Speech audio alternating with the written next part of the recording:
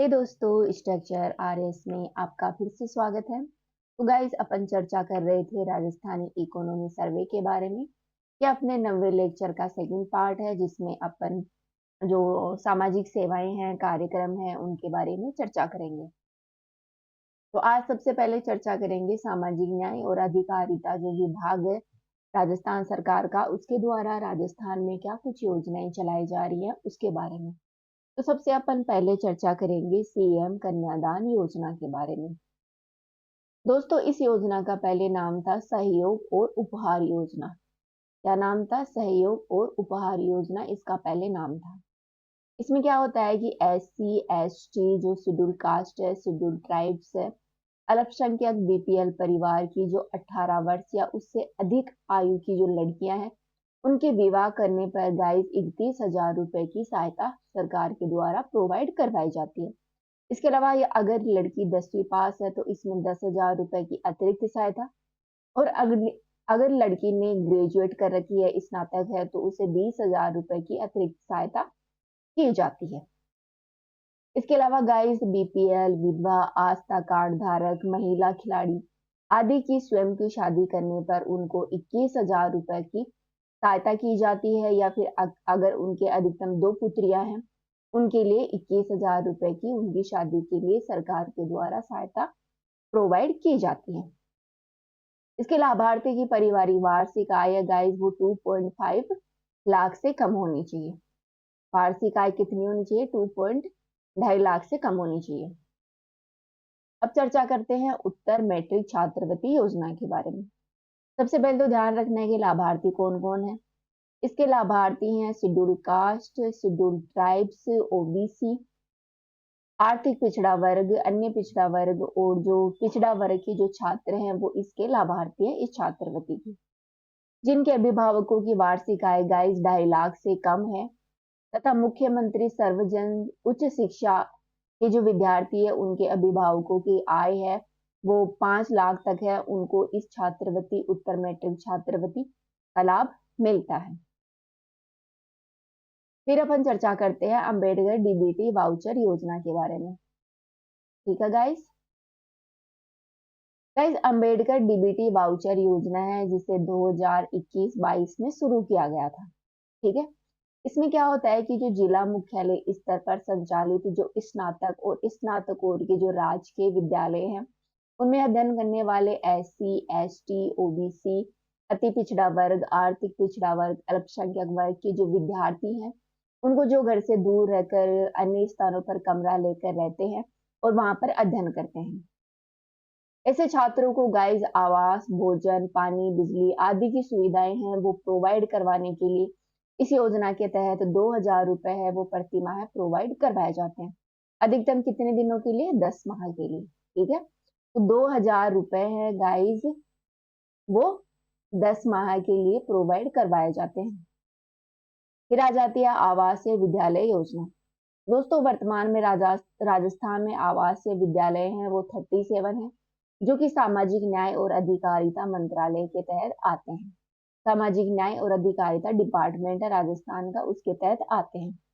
ये राजस्थान आवासीय शैक्षणिक संस्थान सोसाइटी है, उसके द्वारा अनुसूचित जाति, जनजाति, अन्य पिछड़ा वर्ग तथा विशेष रूप से जो पिछड़ा वर्ग है, आर्थिक पिछड़ा वर्ग है, उनके सभी स्रोतों की जो पारिवारिक आय है वो अगर 8 लाख प्रति वर्ष है तक के विद्यार्थी हैं जो कि गरीब, उनके जो बच्चे हैं, गरीब बच्चे हैं, उनके लिए यह आवासीय विद्यालय स्थापित किए गए हैं।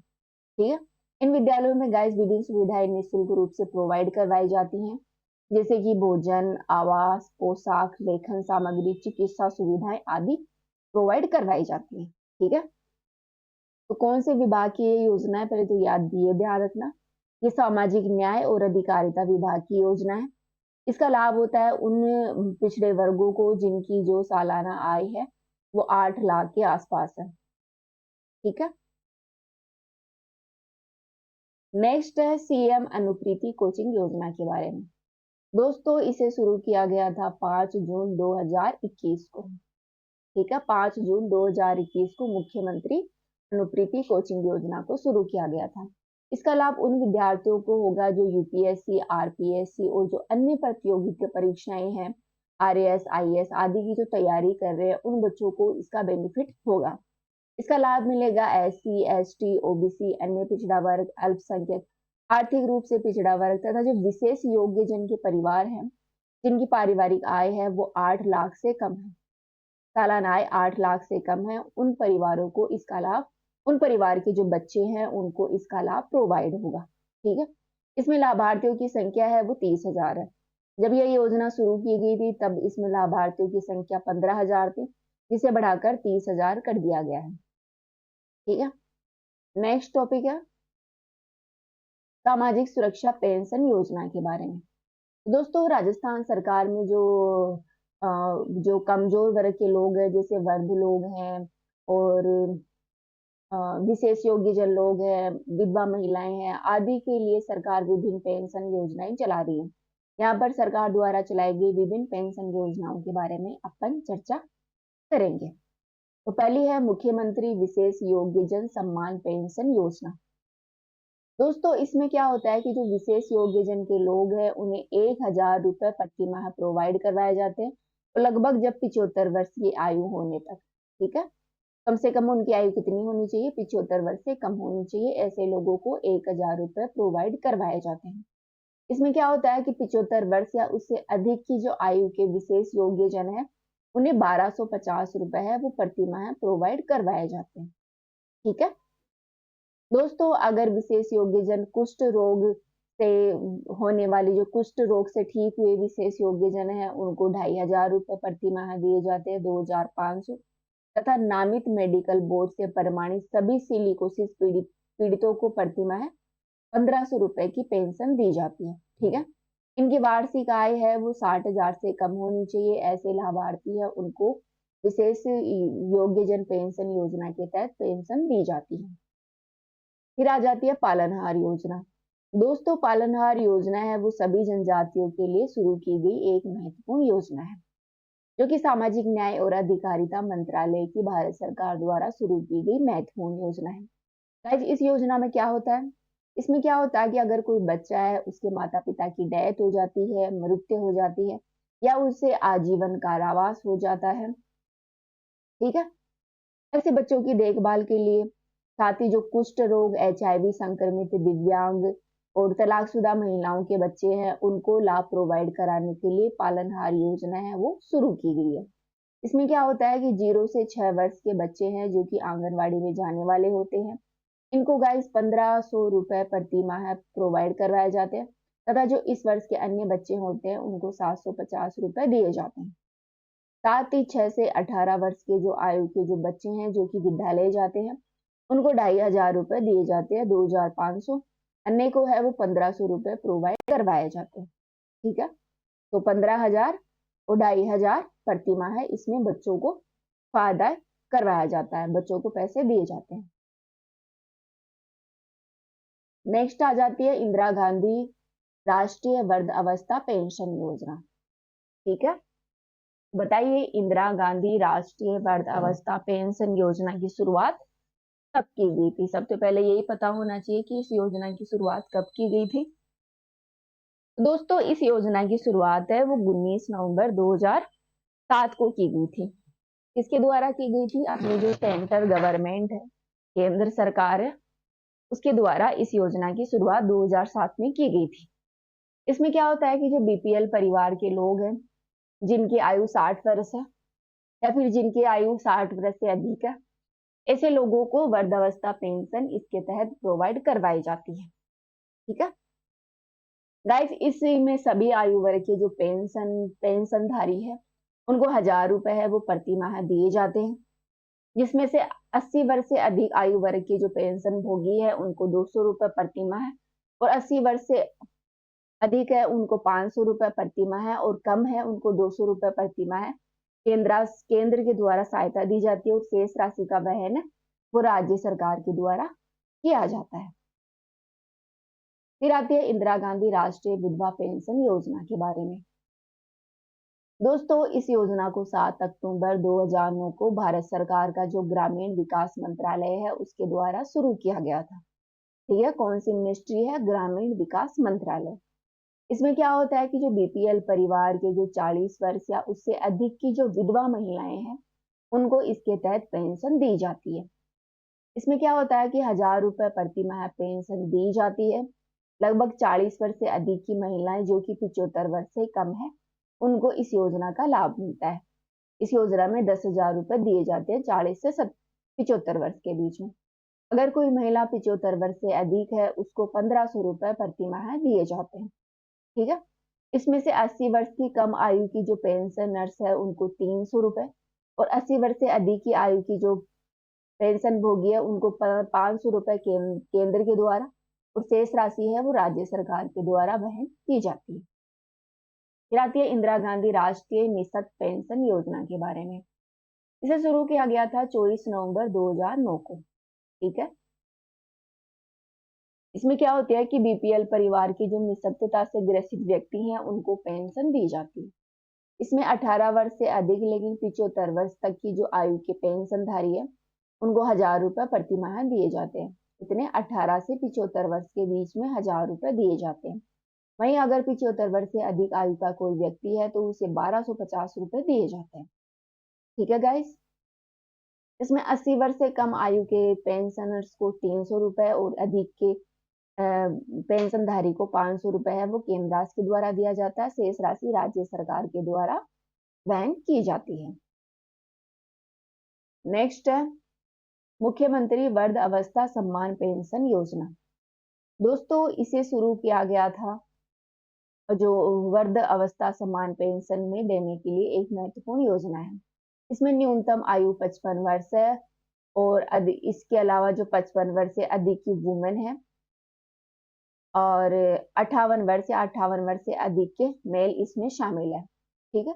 जिनको प्रतिमाह 1,000 रुपए दिए जाते हैं। कहने का मतलब ये है कि इसमें 55 वर्ष से शुरू होकर 55 वर्ष से जो अधिक की महिलाएं हैं, वो इसका लाभ ले सकती हैं। वुमेन है वो इसका लाभ ले सकते हैं, तथा 58 वर्ष से अधिक के जो पुरुष है वो इसका लाभ ले सकते हैं। इनको इस योजना के तहत प्रतिमाह 1,000 रुपए प्रोवाइड करवाए जाते हैं। जिनकी वार्षिक आय 48,000 से कम है, उनको इस योजना का लाभ होता है। फिर आती है मुख्यमंत्री एकल नारी सम्मान पेंशन योजना। दोस्तों, इस योजना का लाभ है वो विधवा, तलाकशुदा और जो छोड़ी गई महिलाएं हैं, उनको इस योजना के तहत पेंशन प्रोवाइड करवाई जाती है। इसमें लाभार्थी है वो 18 वर्ष से 75 वर्ष के बीच में होता है, उसे 1,000 रुपए प्रति माह दिए जाते हैं। अगर 75 वर्ष से अधिक आयु का व्यक्ति है, तो उसे 1,500 रुपए प्रति माह प्रोवाइड करवाए जाते हैं। फिर आती है लघु सीमांत वर्धजन कृषक योजना। इसमें लघु और सीमांत वर्ग जो कृषक है, जिनकी महिलाओं की आयु 55 वर्ष है और इससे अधिक है, तथा पुरुषों की आयु 58 वर्ष है और इससे अधिक है, तो वर्गजन को प्रति माह 1,000 रुपए पेंशन प्रोवाइड करवाई जाती है। ठीक है। तो मोस्टली जो पेंशन है वो 1,000 रुपए प्रोवाइड करवाई जाती है हर योजना में। आगे देखते हैं मुख्यमंत्री हुनर विकास योजना के बारे में।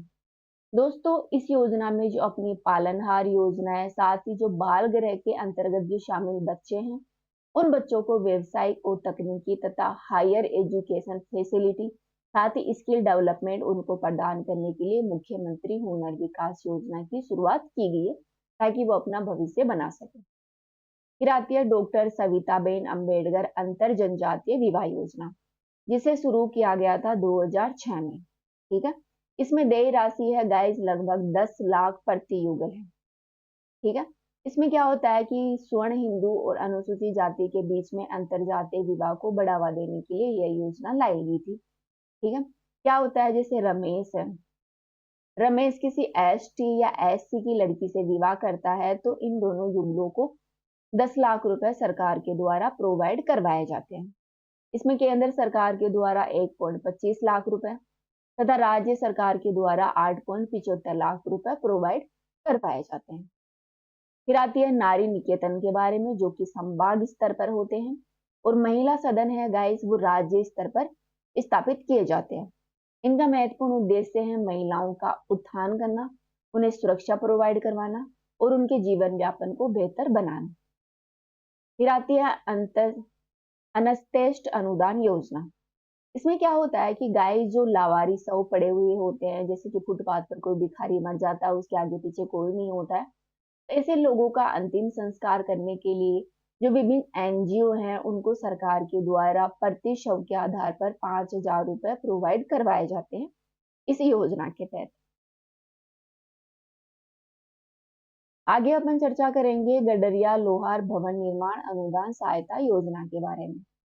दोस्तों, इस योजना में गडरिया लोहारों को स्थायी रूप से बसाने हेतु राज्य सरकार द्वारा ग्रामीण क्षेत्रों में लगभग 150 वर्ग गज तथा शहरी क्षेत्रों में 50 वर्ग गज भूमि है वो आवंटन करने का प्रावधान किया गया है। ठीक है, क्या करती है, ग्रामीण क्षेत्रों में राज्य सरकार 150 वर्ग गज और शहरी क्षेत्रों में 50 वर्ग गज है वो भूमि प्रोवाइड करवाई जाती है, ताकि गडरिया लोहार है वो अपना स्थायी जीवन बना सके।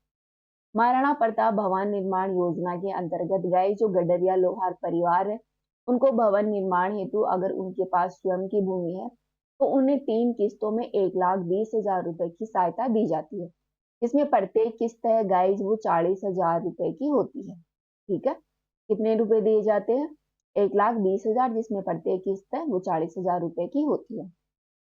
इसके अलावा गडरिया लोहार कच्चा माल अनुदान सहायता योजना है। इसमें गडरिया लोहारों को स्वावलंबी बनाने हेतु उनके व्यवसाय के लिए गाइस राज्य सरकार द्वारा कच्चा माल क्रय करने हेतु 1,000 रुपए है वो प्रोवाइड करवाए जाते हैं। ठीक है, ये अपन ने जाना गडरिया लोहार से जुड़ी हुई योजना के बारे में। अब करते हैं वर्ध कल्याण योजना की चर्चा। दोस्तों, वर्ध कल्याण योजना है वो राजस्थान के लगभग 32 जिलों में लागू है। वर्तमान में राजस्थान में 58 वर्ध आश्रम संचालित है। कितने हैं, 58, 58। दोस्तों, इसमें मुफ्त आवास, भोजन, चाय, नाश्ता, मनोरंजन तथा दैनिक उपभोग की जो सुविधाएं हैं वो इसके तहत प्रोवाइड करवाई जाती है और इसमें केंद्र और राज्य दोनों का सहयोग है इस योजना को चलाने के लिए। फिर चर्चा करते हैं स्वाधार गृह योजना के बारे में। दोस्तों, इस योजना को शुरू किया गया था 2001-2 में, जो अपनी women and child development ministry है उसके द्वारा इसे शुरू किया गया था, जो कि विपरीत परिस्थितियों में जीवन यापन करने वाली महिलाओं को आश्रय देने के लिए यह योजना शुरू की गई थी। साथ ही उज्ज्वला योजना है जिसका संचालन है वो स्वयंसेवी संस्थाओं के द्वारा किया जाता है। इस योजना में जो देह व्यापार करने वाली महिलाएं हैं, वेश्यावृत्ति में लिप्त जो महिलाएं हैं, उनके बच्चों को अवांछित जो कार्य होते हैं उनसे रोकने के लिए, उन कार्यों को करने से रोकने के लिए समाज में साथ ही सम्मान पूर्वक जीवन जी सके, उनके लिए यह उज्ज्वला योजना शुरू है।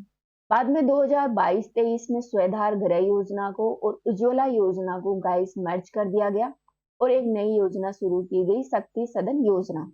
ठीक है, तो शक्ति सदन योजना है उसमें स्वाधार गृह योजना और उज्ज्वला योजना दोनों के गुण शामिल हैं। फिर आती है नवजीवन योजना। नवजीवन योजना है गाइस वो सोशल जस्टिस एंड जो अपना अधिकारिता डिपार्टमेंट है उसके द्वारा शुरू की गई महत्वपूर्ण योजना है। इसमें क्या होता है कि जो अवैध शराब निर्माण, भंडारण, बिक्री में शामिल समुदायों को आजीविका प्रदान करना तथा उनके बच्चों को उच्च शिक्षा, ऋण अनुदान, कौशल विकास, निजी संस्थान में प्रवेश आदि की सुविधा प्रोवाइड कराने के लिए यह योजना शुरू की गई है। ठीक है, विधवा विवाह उपहार योजना के बारे में बात की जाए तो यह राज्य सरकार द्वारा 51,000 रुपए की इसमें सहायता की जाती है। अगर कोई विधवा स्वयं की शादी करती है तो कितने की, 51,000 रुपए की सहायता की जाती है। अगर कोई विधवा स्वयं की शादी करता है तो यह योजना उनके लिए शुरू है। फिर आती है अनुसूचित जाति जनजाति अत्याचार निवारण के बारे में। दोस्तों, अनुसूचित जाति जनजाति SC/ST अत्याचार निवारण अधिनियम है 1989, जिसमें संशोधन किया गया था 2015 में। इस संशोधन के अनुसार SC/ST की जो व्यक्ति हैं उनमें छुआछूत, बेगार लेने, उनका अपमान करने या फिर उनको शारीरिक क्षति पहुंचाने तथा उनको उनकी कृषि भूमि से बेदखल करने पर आदि जो अपराध है उनमें दोषी पाए जाने पर जो स्वर्ण व्यक्ति होता है, उच्च जाति का जो व्यक्ति होता है, उसे न्यूनतम 6 माह की कैद और कारावास दोनों से दंडित करने का प्रावधान इस एक्ट के तहत किया गया है। इसके अतिरिक्त पीड़ित व्यक्ति के सामाजिक और आर्थिक पुनर्वास हेतु इसमें सहायता की जाती है। इस अधिनियम के प्रभावी कार्यान्वयन हेतु गाइस राज्य में अनुसूचित जाति जनजाति के 36 विशेष न्यायालय संचालित है। कितने हैं? 36 न्यायालय हैं, वो इसके तहत चलाए जा रहे हैं। साथ ही इन प्रकरणों को त्वरित गति से निपटाने के लिए विशेष लोक अभियोजकों की नियुक्ति भी की गई है, जो कि आपराधिक मामले हैं उनके निपटान के लिए इन लोक अभियोजकों की नियुक्ति की गई है। नेक्स्ट आ जाता है मुख्यमंत्री कोरोना सहायता योजना, जिसका नाम है बाल कल्याण योजना। ठीक है, तो बाल कल्याण योजना को मुख्यमंत्री कोरोना सहायता योजना भी कहा गया है। ये संपूर्ण राज्य में लागू की गई थी 25 जून 2021 को। जब कोरोना महामारी आई थी उस दौरान इसे शुरू किया गया था 2021 में, जिसका उद्देश्य था जो कोरोना महामारी के कारण जो बच्चे अनाथ हुए हैं उनको, तथा जो महिलाएं विधवा हो गई हैं उनको और उनके बच्चों को आर्थिक तथा सामाजिक शैक्षणिक संबल प्रदान करने के लिए यह योजना शुरू की गई थी। इसमें अनाथ बालक बालिकाओं को जो तत्कालिक सहायता गाइस प्रोवाइड करवाई जाती है वो 1 लाख रुपए की सहायता प्रोवाइड करवाई जाती है। साथ ही 18 वर्ष की आयु तक 2,500 रुपए प्रति माह दिए जाते हैं और वार्षिक रूप से 2,000 रुपए दिए जाते हैं। 18 वर्ष की आयु पूर्ण होने पर गाइस इन बच्चों को 5 लाख रुपए तक की सहायता प्रोवाइड करवाई जाती है। वही शैक्षणिक क्षेत्र में बात करें तो अगर बच्चा 12वीं तक पढ़ता है तो उसे निःशुल्क शिक्षा इस योजना के तहत दी जाती है। साथ ही छात्रावास हो, अम्बेडकर डीबीटी योजना और सीएम मुख्यमंत्री युवा संबल योजना आदि में इन बच्चों को प्राथमिकता दी जाएगी। वहीं जो महिलाएं कोरोना के दौरान अपने पति की डेथ के कारण विधवाएं हो गई हैं, उन महिलाओं को 1 लाख रुपए की तत्कालिक सहायता प्रोवाइड की जाती है और 1,500 रुपए है वो प्रति माह पेंशन भी दी जाती है। इनके बच्चों को 18 वर्ष की आयु तक 1,000 रुपए प्रति माह दिए जाते हैं और 2,000 रुपए है वो वार्षिक रूप से दिए जाते हैं। ये अपने चर्चा की बाल कल्याण योजना के बारे में। अब अपन चर्चा करेंगे अल्पसंख्यक मामलात विभाग है उसके बारे में, उसके द्वारा राजस्थान में कौन सी योजनाएं चलाई जा रही है उसके बारे में। तो सबसे पहले है प्रधानमंत्री अनुसूचित जाति अभ्युदय योजना। दोस्तों इसका पुराना नाम है विशेष केंद्रीय सहायता योजना, जो कि एक केंद्र प्रायोजित योजना है जो कि चलाई जा रही है सामाजिक न्याय और अधिकारिता मंत्रालय के द्वारा। ठीक है गाइस, इसमें समूह आधारित आजीविका परियोजना के लिए यह योजना चलाई जा रही है, जिसमें गरीबी रेखा से नीचे के जो बीपीएल परिवार के जो लोग हैं तथा उनके समक्ष वर्ग से संबंधित जो अनुसूचित जाति के व्यक्ति हैं उनको स्वरोजगार के लिए जो राशि दी जाती है वो 10,000 तक की सब्सिडी इसमें प्रदान की जाती है। इनकी वार्षिक आय की कोई समय सीमा नहीं है। ठीक है, इसमें कितने रुपए की सब्सिडी दी जाती है? 10,000 रुपए की। राजस्थान अनुसूचित जाति जनजाति विकास वित्त और विकास निगम लिमिटेड के बाद में बात करें तो ये SC/ST के जो उत्थान है उसके लिए महत्वपूर्ण एजेंसी है जो इनके उत्थान के लिए कार्य करती है। बाबा आमेट दिव्यांग विश्वविद्यालय कहाँ है? ये अपने गाइस जयपुर में है। पूछ लिया जाता है कि बाबा आमेट दिव्यांग विश्वविद्यालय है ये कहाँ लोकेटेड है? ये अपने जयपुर में है। साथ ही महात्मा गांधी दिव्यांग विश्वविद्यालय है जो कि गाइस बजट 2023-24 में इसकी घोषणा की गई थी, जो कि अपने जोधपुर में बनेगा। अब देख लेते हैं मुख्यमंत्री मदरसा आधुनिकीकरण योजना के बारे में। दोस्तों यह योजना पंजीकृत मदरसे हैं उनके आधुनिक जो संरचना है इंफ्रास्ट्रक्चर है उसका विकास करने के लिए, साथ ही आवश्यकता अनुसार उन्हें भौतिक सामग्री उपलब्ध करवाने के लिए यह योजना शुरू की गई है। इसके निर्माण कार्य हेतु प्राथमिक स्तर पर मदरसों को अधिकतम गाइस 15 लाख रुपए और उच्च प्राथमिक स्तर पर इन मदरसों को अधिकतम 25 लाख रुपए देने का प्रावधान किया गया है। ठीक है, 15 लाख प्राथमिक स्तर पर और उच्च स्तर पर 25 लाख रुपए। दोस्तों इसमें से कुल राशि का 90% है वो राज्य सरकार के द्वारा वहन किया जाता है, साथ ही 10% है वो मदरसा जो प्रबंधन समिति है उसके द्वारा मैनेज किया जाता है। तो इसमें 90-10 का अनुपात है। दोस्तों वर्ष 2023-24 के दौरान मदरसों में पढ़ने वाले प्रति विद्यार्थी को 2 सेट स्कूल यूनिफॉर्म निःशुल्क रूप से वितरित की जाती है। इसके लिए 15.34 करोड़ रुपए की स्वीकृति की गई थी। ठीक है, तो इसमें 2 सेट है वो स्कूल यूनिफॉर्म भी निःशुल्क रूप से दी जाती है। ये अपन ने जान लिया आधुनिक मदरसा योजना के बारे में। तो गाइस आज इतना ही चर्चा करेंगे अपने 90वें लेक्चर का। अभी तो कुछ पार्ट और बच गया, तो ये अपन नेक्स्ट लेक्चर में चर्चा करेंगे। आज के लिए इतना ही। Thank you.